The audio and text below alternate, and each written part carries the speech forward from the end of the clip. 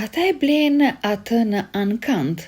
Një miliarder bleu një nën beqare për t'i lindur një fëmijë, por ai u tmerrua kur mbeti vetëm me të. Pse? Përse dikush do të shiste veten në ankënd dhe çfarë tmerroi këtë miliarder kur u përball me realitetin e blerjes së një jete? Qëndroni me ne për të zbuluar këtë histori të jashtëzakonshme dashurie, sakrifice dhe rilindjeje. Lena qëndronte pranë dritarës dhe shihte rrugët e zymta të qytetit. Shiu godiste xhamin sikur theksonte pa shpresën e saj. Djali i saj 5 vjeçar Marku flinte qetësisht në dhomën tjetër, pa e ditur se ëma kishte marrë vendimin më të vështirë të jetës së saj. Ata mund të dëboheshin në çdo moment për shkak të qirasë së papaguar. Nuk kishte pasur punë prej disa muajsh. Të gjitha përpjekjet për të gjetur qoftë edhe një lloj të ardhurash ishin pritur me indiferencë ose përbuzje të hapur. Babai i fëmijës u zhduk sapo mori vesh për shtatzanin. Nuk kishin mbetur asnjë i afër. Kur Lena mori propozimin e çuditshëm, ajo fillimisht e konsideroi atë një fyerje. Por më vonë, kur në shtëpi mbaruan ushqimet dhe fëmia filloi të ankohej për uri, ajo pranoi. Ankandi u zhvillua në një sallë të mbyllur të një hoteli elitar. Gratë, secila me një histori dhe nevoja personale, prisnin. Burra me kostume të shtrenjta i vlerësonin me shikime të ftohta, sikur po zgjidhin jo një person, por një produkt. Kur u shpall lënda numër 7, Lena doli përpara. Drita i ra në sy dhe zemra i rihte furishëm. Ata ofruan një shumë të madhe për të menjëherë. Pa biseduar. Një burr me theks lindor i gjatë dhe i heshtur thjesht ngriti dorën.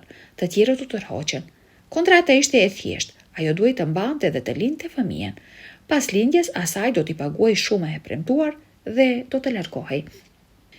Emri i tij ishte Karim. Ai ishte pronar i një kompanie ndërtimi në Doha dhe thuhej se kishte humbur gruan e tij shumë vite më parë. Ai nuk u besonte më marrëdhënieve, vetëm kontratave.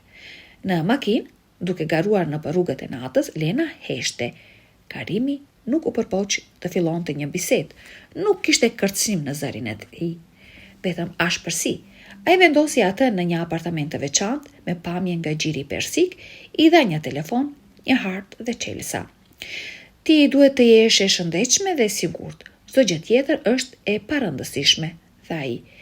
Ekzaminimi mjekësor shkoi pas një problem. Mjeku ishte i moshuar dhe miqësor dhe i trajtoi me respekt. Procedura nuk ishte ndërlikuar, por psikologjikisht e lodhshme. Karimi nuk ishte i pranishëm, por pagoi, kontrolloi raportet dhe heshti. Për javët e para Lena u ndjej si një e burgosur. Apartamenti, ndonse luksos, ishte i ftohtë. Dritaret ishin të blinduara, dera kishte siguri. Liria e saj ishte një iluzion. Asaj mungonte Marku, por i ishte ndaluar ta shihte. Komunikimi ishte vetëm me video. Ajo buzëqeshte djalit të saj në ekran, duke fshehur dëshpërimin e saj. Karimi e vizitonte rrallë. Një nga vizitat doli të ishte papritur personale. Ai solli libra, fruta dhe ul pranë saj. Po bën më mirë se sa prisja, tha ai. Për herë të parë, një fije simpatie u fut në zërin e tij. Ngadalë, por me siguri, një lidhje e çuditshme filloi të kërkohej mes tyre. Lena nuk i besonte, por ndjeu se ai ishte më i mirë se sa dukej. Ai foli për nënën e tij, për rritjen në Iran, si biznesi dhe parat u bën një zëvendësues për ndjenjat. Ajo dëgjonte pa e ditur pse ai po e thoshte gjithë këtë. Ai nuk e preku, nuk bëri asnjë aludim. Thjesht fliste. Dhe një ditë ajo pyeti, pse unë? Karimi heshti gjatë dhe pastaj tha, ti nuk ke frikë, edhe kur ke frikë nuk e tregon. E respektoj këtë. Kaluan muaj, Lena po mësoi me realitetin e ri. Trupi i saj po ndryshonte, barku i saj po rumbullaksohej, lëvizjet e saj apo bëheshin më të ngadalta, më të kujdesshme. Karimi filloi të vinte më shpesh. Ai nuk e pyeste drejt për drejt, por gjestet e tij thoshin gjithçka. Ai sillte ushqim, linte batanie të reja, e mbulonte nëse ajo flinte në karige, ndonjëherë ulej në qoshet të dhomës në heshtje, thjesht duke e parë atë, teksa lexonte ose thurte. Në mbrëmje shikonin filma të vjetër, drama iraniane, klasik sovjetik, komedi italiane. Ndonjëherë diskutonin komplotin dhe debatonin për personalitetet e personazheve. Bisedat u bën më të gjata, më të qeta dhe më të thella. Ai tregonte asaj për rinin e tij, si ra në dashuri për herë të parë në moshën 16 vjeçare dhe si vdekja e nënës së tij e ndryshoi atë përgjithmonë.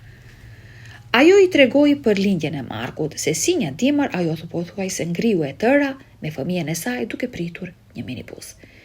Diçka u ngrit mes tyre që nuk kufizoi më në rolin e klientit dhe punonjësit. Një ditë ai e ftoi të dilnin jashtë qytetit. Ky vend ishte i vetmi ku mund të merr frym, tha ai. Ata shkuan në një vresht afër El Xhalilit. Rrugë të ngushta të mbushura me pluhur çonin në një pronë të vogël mes vreshtave. Pronari e njihte Karimin që nga fëmiria dhe nuk bëri pyetje.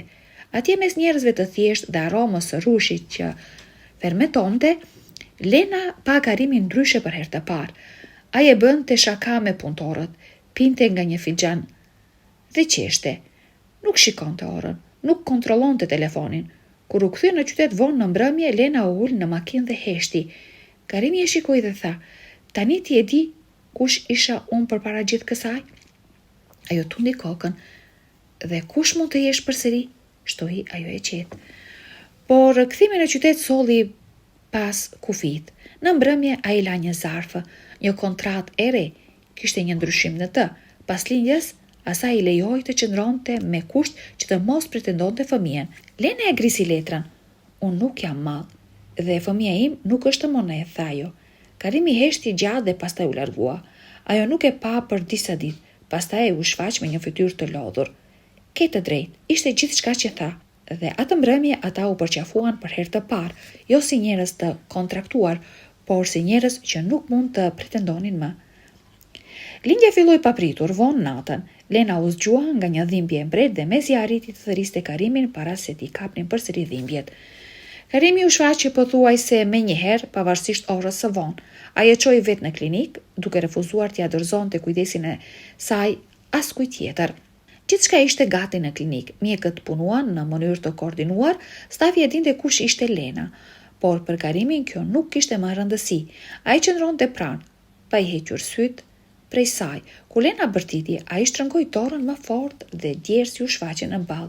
Ai nuk kishte ndjer kur kaq i pafuqishëm, por nuk e la kur veten të shkonte. Fytyra e saj e shtrembëruar nga dhimbje ishte gjëja më e rëndësishme për të në atë moment. Kur u dëgjua klithme e parë e foshnjës në dhomën ra qetësi. Infermierja mori fëmijën, një djalë të shëndetshëm, dhe me kujdes e vendosi në gjoksin e Lenës. Ajo filloi të qaj, jo nga dhimbja, por nga çlirimi i një fluksi jete. Karimi qëndronte pranë dhe gjithashtu nuk mundi t'i mbante lotët. Ai u afrua ngadalë, preku fëmijën me gishtat e tij, pastaj me kujdes e mori. Fytyra e tij dridhej. Ai do ta di kush është nëna e tij, pëshpëriti ai, duke parë Lenën me një shprehje që përmbante mirënjohje, respekt dhe diçka shumë më tepër. Nuk kishte asnjë urdhër në zërin e tij, vetëm një premtim. Pas daljes nga spitali, Karimi nuk u kthye te kontrata. Ai rishikoi gjithçka. Lena qëndroi. Ai ndërtoi një shtëpi të vogël pranë pronës së tij në periferitë e qytetit. Shtëpia kishte gjithçka që ajo kishte dashur ndonjëherë: paqe, hapësirë dhe mundësi për të qenë me djalin e saj. Marku u soll me fluturimin e parë. Vëllezërit ndonse shumë të vegjël gjetën shpejt një gjuhë të përbashkët. I madhi mësonte të voglit të punonte skulptura nga balta dhe i vogli e ndiqte me kënaqësi. Lena shihte Karimin të rrept dhe të mësuar të mbante gjithçka nën kontroll, të mësonte të ishte baba. Ai lexonte libra për prindërimin, u përpoq të ëndëronte pelenat, madje gatuante edhe qull. Donjëherë gjërat shkonin keq, i binte shishja, ngatronte sendet e bebes, nuk mund t'i ndalte të qarat, por ai nuk hiqte dorë, dhe Lena ja falte. Dhe ndonjëherë edhe qeshte, jo me të, por me të, duke kuptuar me i lehtësim se pranë saj ishte një person që ishte gati të mësonte dhe të ndryshonte. 6 muajt kaluan në brigjet e gjirit persik. Karimi u gjunjëzua.